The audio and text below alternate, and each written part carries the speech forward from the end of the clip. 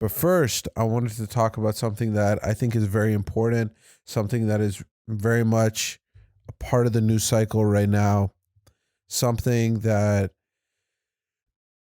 I think is a real um it's a massive subject, and I've been really interested in it. And I think it is and I know it is actually Kayla Harrison and what her situation could be in the new year. Now, she told Brian Campbell of Morning Combat, where he was speaking on his podcast, where he said that she wanted to make a decision by the end of the year, or by the end of the month, excuse me. So at the end of this month of December, she really wants to make a decision. But that conversation was before Juliana Pena shocked the world and defeated Amanda Nunes for her belt. Not her featherweight belt, but obviously that 135-pound belt. And because of that, it may have hurt the chances that Kayla Harrison would sign with the UFC.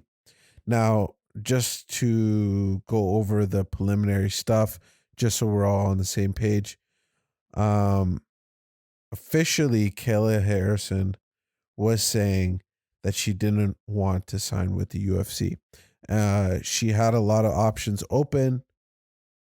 She was looking at the UFC, but when Dana White made his comments and said that she wouldn't last here, um, it would be a really tough situation for her at the UFC, just trying to play mind games. I think she retaliated back and said that, oh well, I'm not that interested either. Fast forward, I have no idea what happened, but all of a sudden, it seems like some behind the scenes action occurred, and Kayla Harrison is now very much open to signing with the UFC. Dana White, in his post fight press conference after UFC 269, talked about how they're inching closer to signing Kayla Harrison, how he's interested in signing Kayla Harrison. But I don't think he saw the reaction that Kayla Harrison had after Amanda Nunes lost her belt. It looked like a little bit of shock and horror. She was surprised, like everybody. I was screaming. Me personally, I lost my voice watching that fight. It was incredible. So I couldn't imagine being in the arena and watching it itself. But at the end of the day, it does put a little bit of a dent in what Kayla Harrison's options could be in the new year. Now, she's still a free agent. She's still looking around. Bellator is still a vital or a very important option. It's something that gives the opportunity to fight Chris Cyborg. It also presents a bunch of other fighters. It also has a little bit of um, comfortability because there aren't so many. It's not. I'm not saying it's not the big leagues, but it's not the big leagues. It's not the UFC.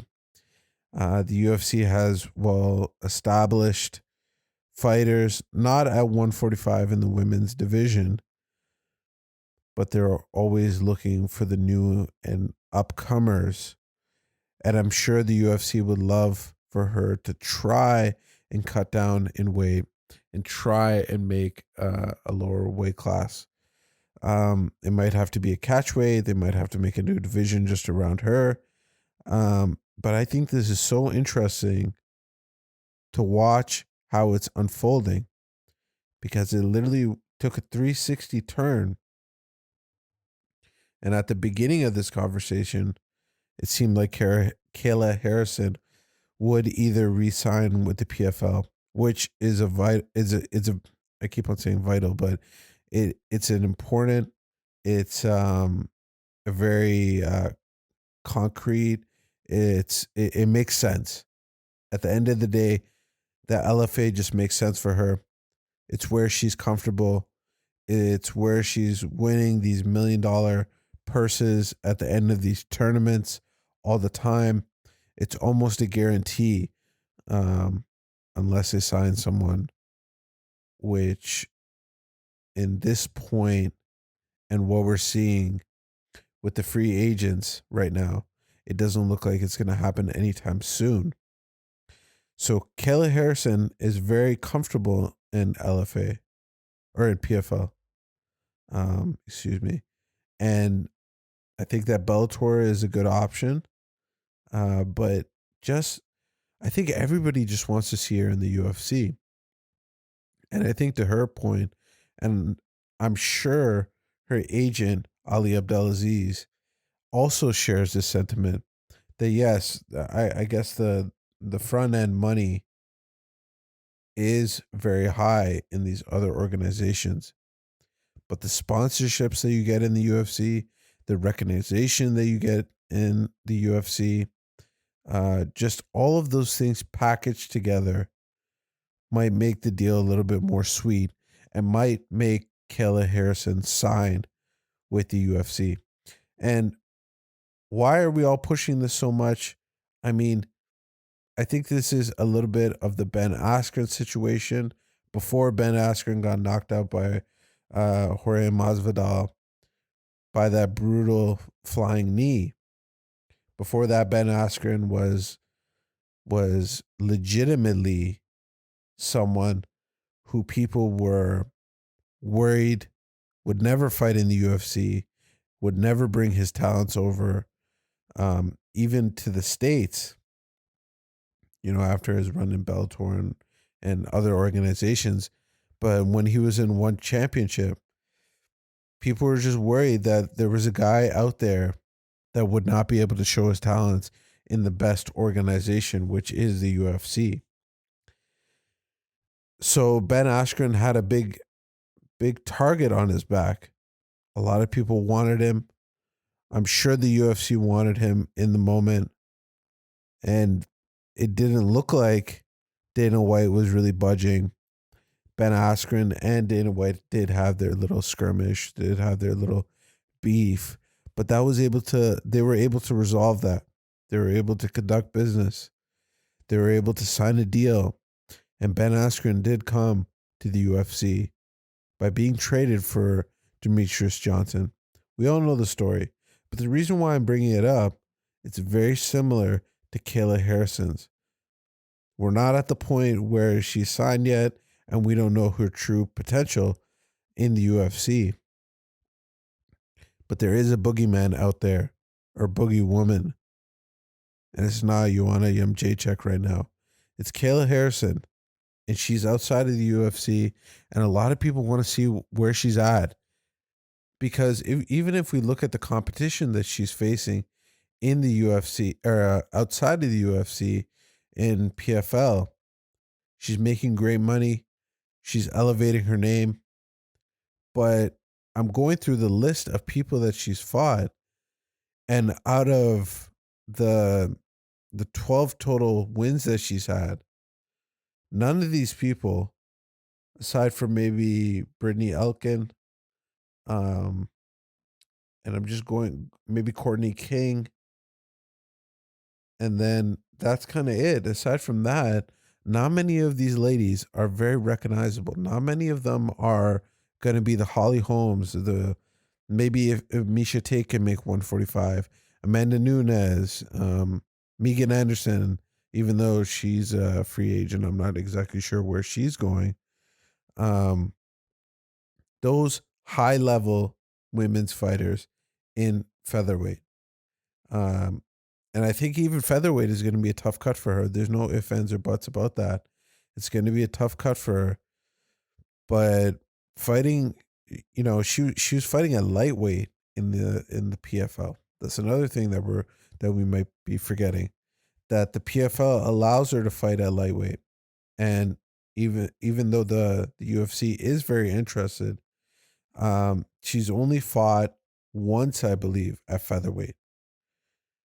So we know that she's able to make the weight if she really wants to. But does she really want to all the time?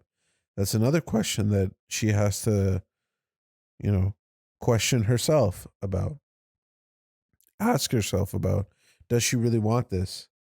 Is this really in the cards for her for a long term contract? Right? Like she's not going to fight any. She's not going to sign anything super short. It's going to be something that's going to go for a little while, and she's going to have to make that 145-pound weight. Another thing is that, and this is just to mention why I think this is such an important topic and why it's such a timely topic, is because of all the mentions that Dana White gave her, all the mentions that everybody in the arena was giving. But I think it was mostly the broadcast. The broadcast that the UFC puts out is so scheduled, methodically combed through with a fine tooth comb. And they know every second that's going to happen, unless it's Khabib Nurmagomedov jumping out of the cage. Aside from that kind of stuff, they know every second of what's going on. They know when to play the promotional material, the trailers, whatever lower thirds, anything that pops up, they know what's going on. And for them to shout out and have even the announcers shout out Kayla Harrison and have her do her thing in front of the camera is very special. It's a real Easter egg. It's a real nod to what may be coming. It's also giving Kayla Harrison a taste of what UFC life would be like. Again, going back to Ben Askren, the first time Ben Askren came in front of the camera and showed his face at a UFC event, I remember the pop that he got. Joe Rogan even pointed it out. He said that this guy, people were saying that he was an unknown, and the crowd, everybody in that arena knew who Ben Askren was. I think that sometimes, and this might be a lot, I think that we dumb down the average MMA fan. We think that they don't know who Kelly Harrison is. We think that they don't know who, I don't know, name a Bellator champion, name a Bellator fighter that's at the top of the food chain. We think that the regular fan doesn't know who that is, but 9 times out of 10, they know who that person is. Bellator, it might be even in PFL, the men's division, like Rory McDonald. I would say he's an MMA household name. Um, I think he needs to fight a lot more. He's not at the top of the food chain. But there you go. We have a couple names that are outside of the organization that a lot of people know about. And I think Kayla Harrison is turning into one of those people. On top of that, being the head person at ATT, being around all of those UFC fighters, being around Amanda Nunes, her teammate, who we forget is her teammate, and seeing her lose and she's obviously seeing something every day in that gym that either makes her a little bit worried to face Amanda Nunes, or even more worried that what Juliana Pena did, of course it wasn't a fluke. Of course it wasn't. I'm not saying that. But it gives her a good gauge. It gives her a good barometer of what is possible at that weight class. And even Amanda Nunes being knocked out and choked out, it might put some thoughts in Kayla Harris's mind that, hey, maybe this UFC thing is not really the way I want to go. I'm not saying that she's scared or anything, but it might not be the money fight that Amanda Nunes presented at the time when she was undefeated in her title run. But what a fun story. What a fun thing to cover and to look over.